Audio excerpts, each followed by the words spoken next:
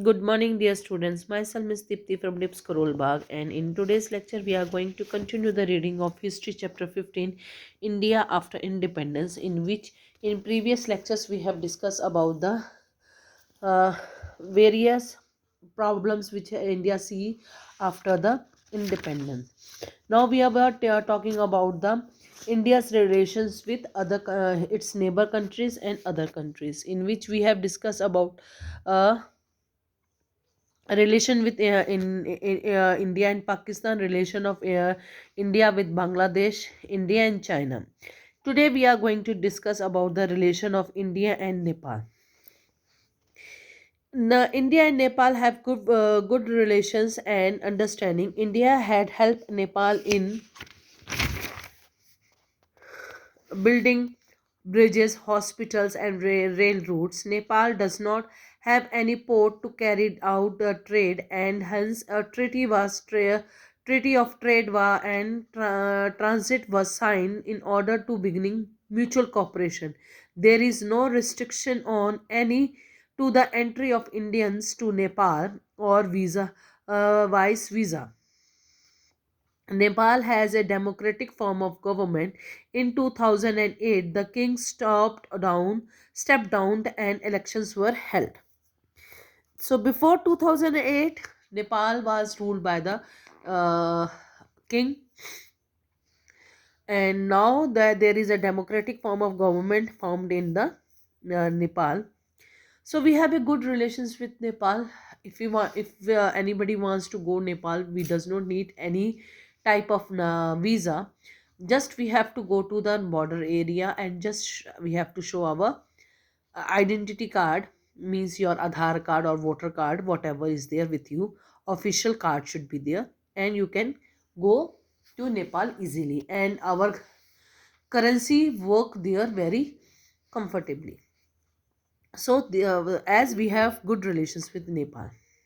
Next is Nepal and Bhutan. Bhutan is also a locked land.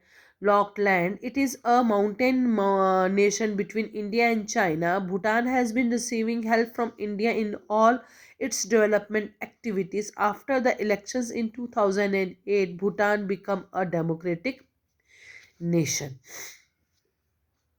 So it's a landlocked land, because in the north China is there, in the south, east and west is India. So Bhutan is that is why Bhutan is known as landlocked land. And it have we have a good relations with Bhutan also, and we help him in development work of Bhutan. Next is India and Myanmar. Myanmar means thus eastmost country of our India. Myanmar was also under British rule. It attained independence in 1940. So it attained independence. The elected government was overthrown by the military in 1962. Police started inbut- intributing into India, which led a smuggling and other anti-social activities. Then uh, Prime Minister Rajiv Gandhi signed the Indian Myanmar border trade agreement in 1987. This enable improvement in the economy of the Myanmar. So we had a good relations with Myanmar also, which was previously known as Burma. And we have a good relations with Burma, but the political this country has problem of political instability since independence. Now also nowadays also this country is facing some political problems. So but we have a good relation with in Myanmar as well as. Next is India and Sri Lanka. There is a long cherished relationship between India and Sri Lanka. Liberation Tigers of Tamil Elam were started, and separatist movement established an independent state of ethnic Tamils in Sri Lanka. India sent a peacemaking force in 1987 to Sri Lanka in order to protect people from the force uh, could not keep peace. Hence, it was asked to return, after which India followed a policy of non intervention in Sri Lanka's internal affairs.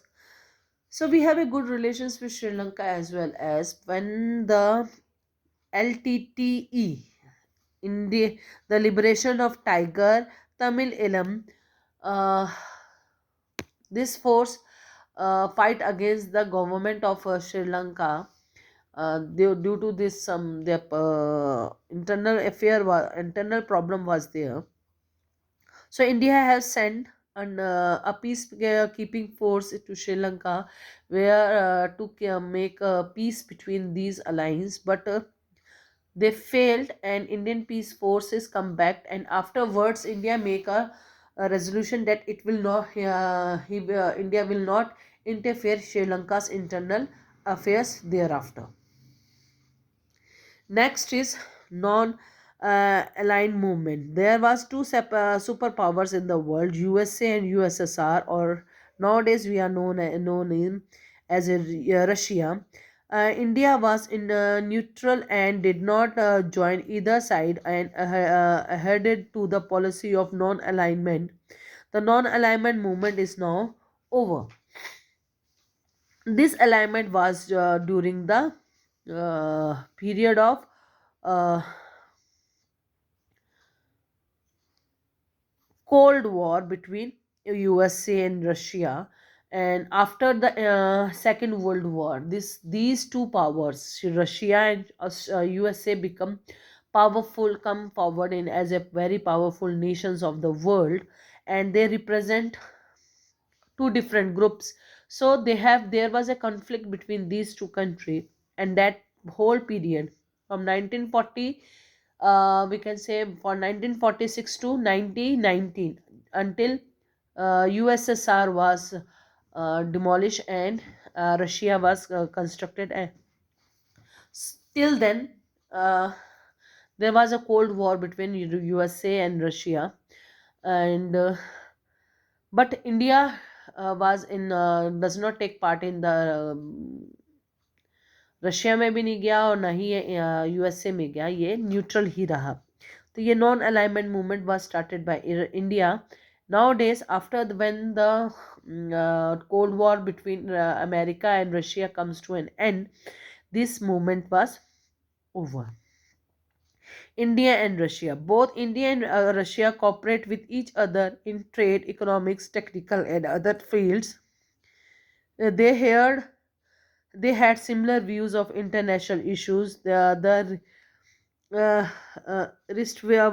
USSR supported India to set up the Bokaro and Bhil steel plants, it supported India on the issue of Kashmir. It also supplied arms for the forces. The growth of Indo-Soviet relationship is an example of India's foreign policy. So India has a very good relation with Russia.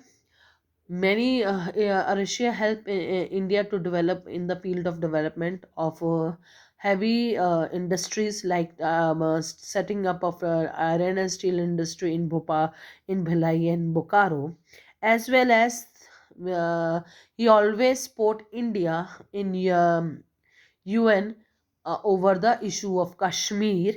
And also Russia has supplied many uh,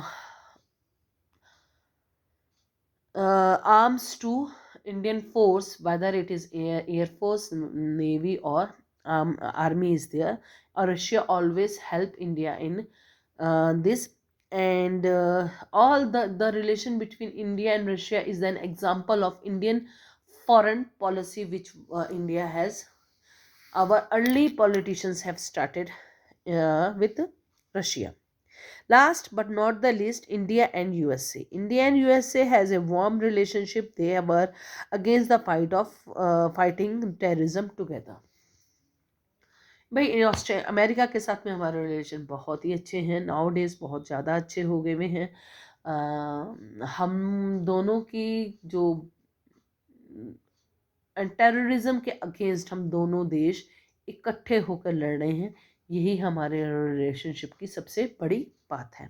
so this was the chapter, and in next lecture we will do the back exercise of this chapter. Thank you very much. Have a nice day.